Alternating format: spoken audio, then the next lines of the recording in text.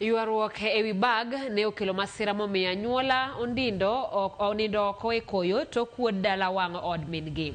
Kaka Antonia Chao lero, rawerano pod imanyo tok timo tim makoch makamano e gweng' moro mayudore South Maragoli e kaunti ma Vihiga.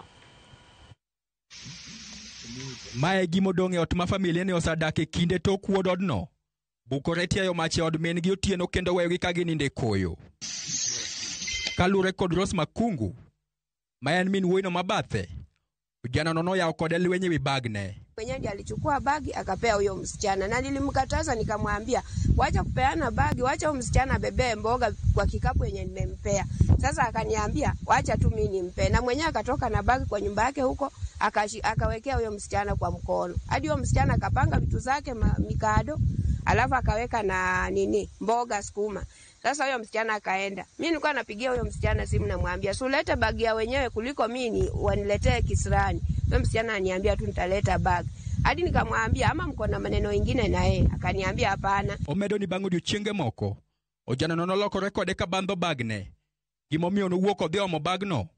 Kata kamano, kano duogo kod bagno, nobuok koneno ka ode kachiel kod simba wuoyino wang'. Sasa vile nilitoka kwa shamba nikaachana na mambo ya kupanda sukuma, nikaona acha niende nilete bagi kwa sababu sitaki maneno.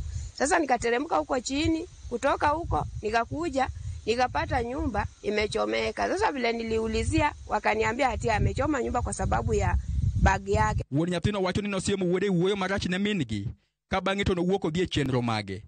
Kata kamano, ne oluonge gi jirende king'ise ni dala ne wang'. Nilikuwa nimetoka kidogo na nikarudi nikakuta nyumba inachomeka. Hakuna kitu ile ilikuwa imeokolewa. Ng'ombe ndio ziliokolewa, lakini ni zile ng'ombe zilikuwa zimewekewa na mtu amlindie.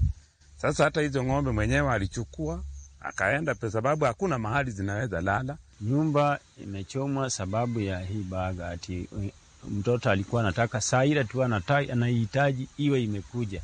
Na kuchelewa tu kidogo sasa nakuta nyumba imechomwa mpaka nashindwa ni kitu gani kiliingilia ndani.